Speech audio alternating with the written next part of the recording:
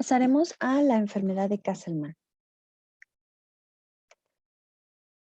La enfermedad de Castleman está considerada como una linfadenopatía no neoplásica que fue descrita por primera vez por Benjamin Castleman en 1956 en una serie de pacientes que estaba estudiando, los cuales tenían nódulos linfáticos hiperplásicos en el mediastino con vascularidad aumentada. Actualmente todavía se desconoce su etiología, pero puede clasificarse morfológicamente en unicéntrica o multicéntrica, la cual es la presentación más frecuente. Las manifestaciones torácicas pueden alcanzar hasta el 70% de los casos y las manifestaciones en retroperitoneo alrededor del 10 al 15% de los casos. También podemos clasificarla histopatológicamente en vascular hialínica, la cual es unicéntrica en un 90% de los casos, la variante de células plasmáticas, la cual es multicéntrica, la asociada a herpes virus humanos y en un tipo multicéntrico no especificado. El subtipo multicéntrico, aunque también puede estar localizado, generalmente va a requerir tratamiento sistémico y se considera de mayor gravedad. Es más frecuente en varones y se puede complicar con infecciones como insuficiencia renal, así como otras neoplasias como el linfoma y el sarcoma de Kaposi. Asimismo, es frecuente que se dé también resistencia al tratamiento con esteroides o quimioterapia, incluso a veces con la necesidad de realizar uso de anticuerpos monoclonales para poder tratarla. El más común de ellos es el rituximab. El 50% de los pacientes con la variedad de células plasmáticas presentarán anemia, una velocidad de sedimentación elevada, hipergamaglobulinemia y plasmocitos en médula ósea. A su vez tendrán esplenomegalia, hepatoesplenomegalia, linfadenopatía multifocal, fiebre, diaforesis, debilidad, fatiga, hiporexia y pérdida de peso. Por último, otras manifestaciones pueden ser las de tipo pulmonar, como la tos, disnea o la hemoptisis y la presencia de lesiones cutáneas. En casos avanzados también podemos encontrar ascitis, derrame pleural y edema distal. En esta tomografía abdominal transversal de una mujer de 29 años, la cual estaba siendo estudiada por pielonefritis antulogranulomatosa, se puede observar en la fase simple una lesión ovalada, homogénea y bien definida, con densidad de tejidos blandos, la cual está señalada con la flecha blanca. Obsérvese la presencia de adenopatías inflamatorias en el tejido graso perinéfrico del lado derecho y la dilatación del sistema pielocalicial en la región del polo inferior. En la fase arterial podemos encontrar el reforzamiento de las lesiones de tipo homogéneo y también podemos observar que en las fases más tardías este reforzamiento continúa aumentando. Básicamente en el subtipo vascular hialino va a mostrar tres patrones radiológicos principales. Uno, se trata de un tumor solitario no invasivo hasta en el 50% de los casos, una variante con tumor infiltrativo dominante con linfadenopatía asociada en el 40% de los casos y una linfadenopatía sin tumor dominante o enmarañada en un 10% de los casos. La variante de células plasmáticas nos permitirá ver generalmente un realce ávido con calcificaciones muy infrecuentes, donde encontraremos con más continuidad la fibrosis y la necrosis dentro de la lesión. Asimismo, vamos a encontrar una linfadenopatía difusa. En esta tomografía, que corresponde a una mujer de 51 años con diagnóstico de una lesión pancreática en estudio, podemos observar una lesión ovalada, hipodensa y heterogénea en el interior. Posteriormente, con la aplicación de medio de contraste y en la fase venosa, vamos a observar el realce homogéneo en relación a un ganglio linfático del eje celíaco, el cual se encuentra aumentado de tamaño y comprime la cabeza del páncreas. Histológicamente se confirmó que esta paciente padecía enfermedad de Castleman del subtipo de células plasmáticas. Este es otro ejemplo con un estudio de una paciente femenina de 3 años de edad con diagnóstico de enfermedad de Castleman localizada en el retroperitoneo. En esta tomografía, en las adquisiciones transversales y en las reconstrucciones coronales con medio de contraste, podemos observar una lesión ovalada muy bien definida y con realce homogéneo y moderado, la cual va a presentar lesiones puntiformes, mediales e irregulares isodensas a calcio, como podemos ver en las magnificaciones en la porción inferior. Como diagnóstico diferencial de la enfermedad de Castleman tenemos otros tumores mesentéricos o retroperitoneales, los más comunes el linfoma y el adenocarcinoma. Asimismo, podemos diferenciarla con otras afecciones como los tumores pancreáticos o los neuroendocrinos. Lipomatosis pseudotumoral. La lipomatosis pseudotumoral se va a manifestar como un crecimiento excesivo del tejido graso con una configuración lobular no encapsulada y la podemos encontrar generalmente en el adulto en el área perivesical y perirrectal. Estas lesiones generalmente serán simétricas y grandes, aunque no necesariamente. Son de carácter benigno y pueden afectar con menor frecuencia el retroperitoneo. Es importante que hagamos la diferenciación, ya que esta enfermedad no se asocia a la obesidad. En este ejemplo vamos a observar una tomografía con una reconstrucción coronal y con aplicación del medio de contraste.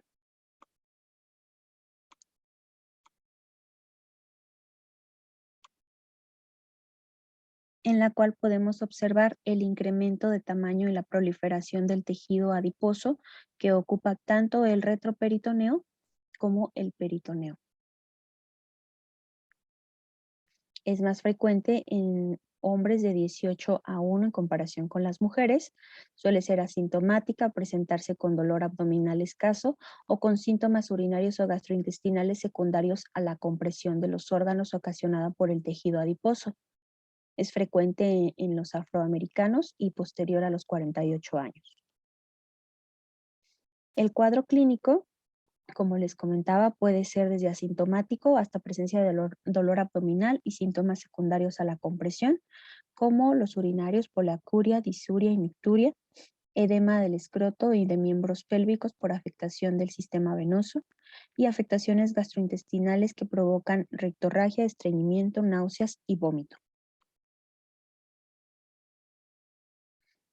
Como características radiográficas, debido al exceso de grasa en la pelvis, vamos a encontrar hacinamiento de las estructuras anatómicas, la presencia de septos de tejido fibroso que comprimen y lastiman aún más los tejidos adyacentes. Puede ser que no encontremos lesiones de partes blandas. No va a haber realce con la aplicación del medio de contraste. Y la vejiga suele adoptar la forma de pera o de lágrima invertida por la compresión y el desplazamiento. Esto también nos va a ocasionar la hidronefrosis y el adelgazamiento de las venas femorales. En esta urografía intravenosa en fase de eliminación muestra como datos positivos la hidronefrosis e hidrouréter bilateral, secundario al estrechamiento y desviación medial de ambos uréteres en sus porciones pélvicas, las cuales están señaladas con las flechas. Este estudio, colon por enema, se puede observar la rectificación y la disminución del diámetro del colon sigmoides y del recto, mientras que en el resto del intestino observable vamos a encontrar una situación anormal con elevación del mismo y tejido y órganos fuera de la pelvis debido al efecto de volumen que ejerce la grasa, la cual no es visible por este estudio y que está desplazando todos los órganos en sentido cefálico. En este estudio es una tomografía pélvica transversal donde observamos imágenes isodensas al tejido adiposo de forma abundante y simétrica que distorsionan y comprimen tanto la vejiga como el recto, los cuales están señalados con flechas y donde podemos ver la evidente disminución de su tamaño. Por último, se trata de una venografía donde observamos como datos positivos la disminución del diámetro de ambas venas femorales, las cuales también están señaladas con flechas. Todos estos casos corresponden a pacientes masculinos de alrededor de los 30 a 40 años, donde se hizo el diagnóstico de lipomatosis pseudotumoral y que requirieron descompresión quirúrgica. Esta se trata de una tomografía transversal de abdomen contrastada y en fase portal con una reconstrucción sagital, donde observamos una imagen de correspondiente al tejido adiposo, el cual tuvo un coeficiente de atenuación de alrededor de menos 100 unidades Hounsfield, que desplaza todas las estructuras normales y las comprime en dirección ventral. En la reconstrucción sagital se trata de otro paciente donde igualmente se aplica el medio de contraste. Vemos una ausencia de realce en el tejido adiposo, el cual es abundante tanto intra como retroperitoneal y desplaza los órganos en dirección cefálica. Adicionalmente vemos la presencia de una hernia inguinoescrotal. Esta imagen se trata de una resonancia magnética potenciada en T1 de adquisición transversal, donde podemos observar la acumulación de la grasa en el espacio perinéfrico del lado izquierdo. De forma adicional, podemos observar cómo se encuentra la cápsula, la cápsula respetada y la fascia perirrenal distendida y desplazada tanto en sentido lateral como en sentido ventral, de forma excéntrica. Este paciente tuvo un diagnóstico final después de la nefrectomía de una lipomatosis perinéfrica. En cuanto a la histopatología y el diagnóstico diferencial, de forma macroscópica se podrán observar el crecimiento excesivo graso y lobulal perivesical y perirrectal. De forma microscópica encontraremos grasa madura blanca no encapsulada, metaplasia con células grasas que son homogéneas en tamaño y en forma y con un patrón de crecimiento lobular, el cual está separado por septos fibrosos delgados. El diagnóstico diferencial fundamentalmente lo encontraremos con el liposarcoma, con el lipoblastoma en los pacientes pediátricos alrededor de los 3 años o menores, con algunas lipodistrofias, como por ejemplo aquellas que causan los medicamentos, más frecuentemente los antirretrovirales. La diferencia la podemos encontrar histológicamente cuando los septos se encuentran ensanchados y los adipocitos tienen una forma atípica. Este estudio se trata de una tomografía abdominal contrastada con reconstrucción coronal, donde podemos observar el aumento del tejido adiposo en el espacio perirrenal de forma bilateral. Hay múltiples septos fibrosos intercalados entre el tejido adiposo, simulando una lipomatosis peritoneal en un paciente con un diagnóstico final de tratamiento retroviral por VIH.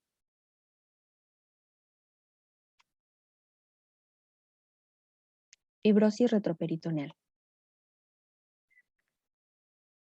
La fibrosis retroperitoneal fue descrita por primera ocasión por el urólogo francés Albarrán en el año 1905, cuando relató el caso de la cirugía de un proceso retroperitoneal que causaba la obstrucción de ambos uréteres. Sin embargo, fue hasta 1984 cuando el médico Ormond publica 2 casos y la fibrosis se establece formalmente como una enfermedad. También puede llamarse periuretritis fibrosa, granuloma retroperitoneal esclerosante y retroperitonitis fibrosa. Básicamente constituye una alteración del tejido de colágeno y vascular que puede llegar a imitar un tumor retroperitoneal. Fisiopatológicamente se trata de la proliferación de tejido fibroinflamatorio, el cual es anormal y tiene una etiología idiopática hasta en un 70% de los casos. Sin embargo, entre un 12 y un 10% se reconoce que puede ser secundaria a algunos otros procesos, como por ejemplo neoplasias como el linfoma, el sarcoma retroperitoneal, tumores carcinoides o enfermedades metastásicas. También puede ser secundaria la alteración inmune ocasionada por cánceres primarios del sistema gastrointestinal, de la mama, del pulmón, del tracto genitourinario o de la glándula tiroides.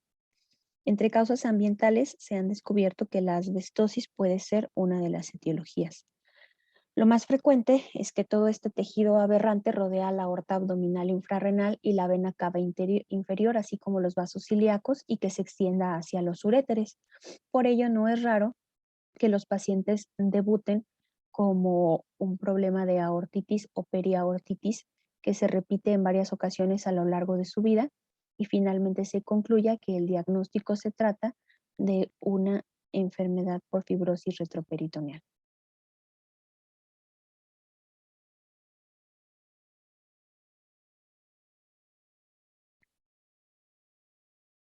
Fundamentalmente es una enfermedad rara, la incidencia es muy baja de 1.3 por cada 100.000 habitantes. No se ha encontrado alguna predisposición étnica y se presentará en un rango de edad desde los 40 hasta los 65 años.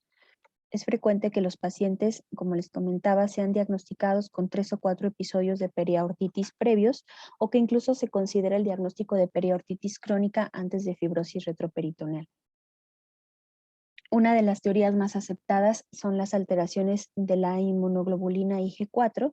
Sin embargo, también hay que reconocer asociaciones frecuentes en contextos inmunológicos como en el lupus eritematoso sistémico, la espondilitis anquilosante y la granulomatosis de Wegener, donde pueden existir presencia de anticuerpos anticitoplasma de neutrófilo o ANCA positivos. Asimismo, algunos pacientes cursan con glomerulonefritis rápidamente progresiva y cirrosis biliar primaria.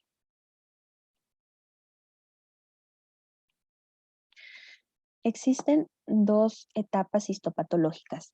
La primera se trata de una etapa celular activa temprana, donde encontraremos una fibrosis inmadura paraórtica con proliferación capilar, con infiltrado difuso y perivascular y las células inflamatorias formando matriz de fibras de colágeno o envueltas en la matriz de fibras de colágeno. Este tejido pues se va a encontrar edematoso y será altamente vascularizado. La segunda etapa es una etapa más fibrótica, la cual se considera inactiva y tardía, donde el colágeno ya se encuentra hialinizado con reducción de la actividad celular. El tejido es más denso, se vuelve acelular, avascular y con calcificaciones dispersas.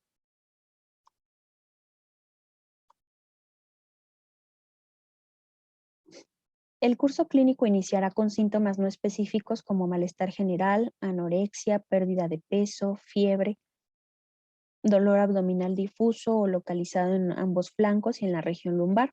Conforme progresa la fibrosis, iniciará el atrapamiento y la compresión de las estructuras pélvicas y comenzarán a manifestarse otros cambios más específicos como la presencia de hipertensión de origen renovascular, oliguria o anuria, edema de miembros pélvicos, trombosis venosa, la presencia de hidrocele o varicocele en varones y la constipación e isquemia intestinal, lo cual puede finalizar también en una insuficiencia renal.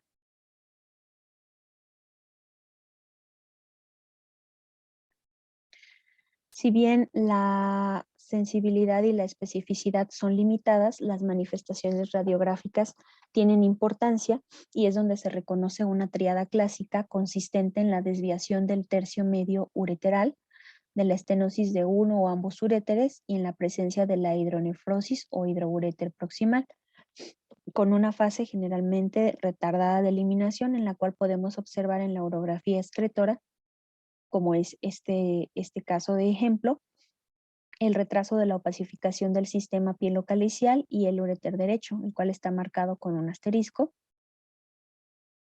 mientras que del lado izquierdo se observa un sistema pielocalicial con dilatación moderada y con un uréter en situación anormal a expensas de su desviación medial, así como una disminución gradual de su diámetro a nivel de L4 y S1, el cual está señalado con las flechas negras.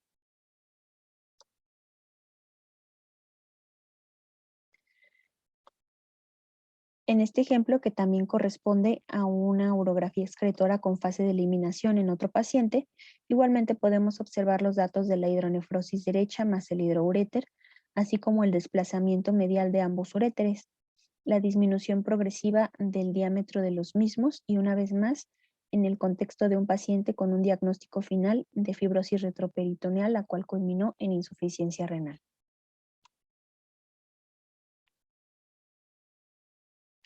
Por tomografía computada observaremos lesiones periaórticas con densidad de partes blandas.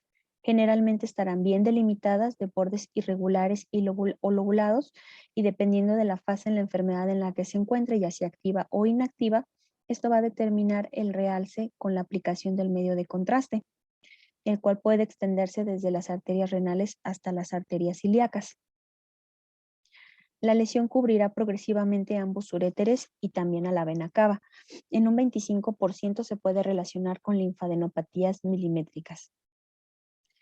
En estas dos imágenes de tomografía o en estas dos tomografías puede observarse una lesión retroperitoneal irregular, la cual está señalada con las flechas, que son anteriores y laterales a la aorta abdominal y que rodean a las dos arterias ilíacas. 180 segundos posteriores a la aplicación del medio de contraste, en la imagen inferior observaremos un reforzamiento importante de estas lesiones. Esta captación ávida del medio sugiere que se trata de una etapa temprana de la enfermedad en donde existe esa mayor vascularidad. La flecha negra señala concretamente el uréter derecho dilatado en relación a un hidrouréter secundario a la compresión distal del mismo, lo cual condicionará a su vez una excreción retardada del medio de contraste.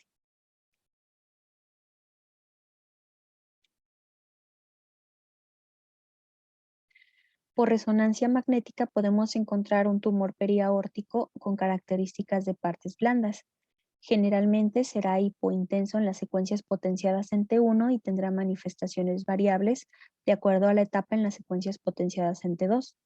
En la fase activa la vamos a observar hiperintensa, mientras que en la fase inactiva será completamente hipointensa. En la imagen superior corresponde a una resonancia magnética transversal en la secuencia T1 y la inferior a una secuencia T2 del mismo paciente, donde podemos observar la lesión retroperitoneal que está señalada con las flechas y que rodea tanto la aorta como la vena cava. La señal se observa en la lesión hipointensa en las dos secuencias, por lo tanto, esto nos sugiere una etapa tardía de la enfermedad.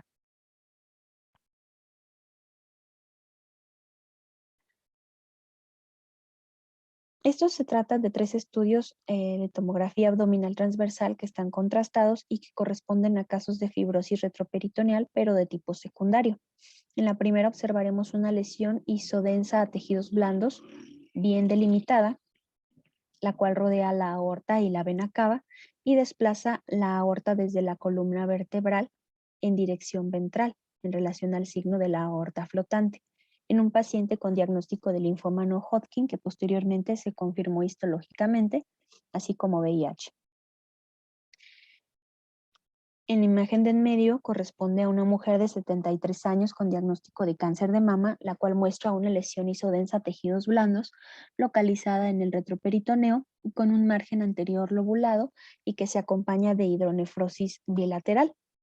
Obsérvese que la pelvis dilatada de forma bilateral está señalada con las cabezas de flecha y la lesión está señalada con la flecha blanca completa. Posteriormente, de forma histológica, se confirma que se trata de una metástasis de cáncer de mama. Por último, este se trata de un estudio de una mujer de 45 años con diagnóstico de melanoma, donde se observa señalado por la flecha la presencia de una lesión periaórtica, la cual tiene márgenes lobulados bien definidos. Es una lesión que rodea totalmente el vaso y que se encuentra de forma delgada. Asimismo, podemos observar que existe ya una atrofia renal en el lado izquierdo, la cual está señalada con la cabeza de flecha, lo más probable porque esta obstrucción ya se trate de una de tipo crónico. Esta biopsia finalmente reveló que se trataba de una enfermedad metastásica.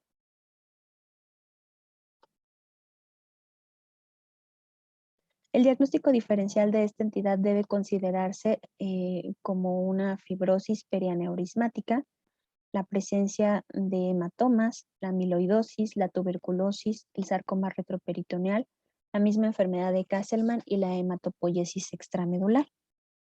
En este ejemplo de tomografía abdominal transversal con contraste, que corresponde a un hombre de 42 años con infección por VIH y antecedentes de linfadenitis tuberculosa, observamos una lesión paraórtica hipointensa, la cual está señalada con la flecha negra, que prácticamente infiltra el cuerpo y la cabeza del páncreas. Asimismo, afecta las venas mesentéricas y las esplénicas superiores. Y observemos también, debido a la afectación de estos vasos, la presencia de los vasos colaterales o de circulación venosa colateral señalada con las flechas blancas en la porción más ventral. Como conclusiones, pues, considero que es esencial para el médico radiólogo el dominio de la anatomía retroperitoneal, de ahí el énfasis en la misma, ya que las principales enfermedades que lo afectan y la diseminación de los procesos tanto infecciosos como neoplásicos dependen de esta y depende de nuestra capacidad de reconocerla, el poder hacer el diagnóstico para guiar tanto en el diagnóstico como en el tratamiento al médico clínico. Presento la bibliografía utilizada y sin más por el momento agradezco su atención y quedo pendiente de cualquier duda o comentario. Que tengan una excelente tarde.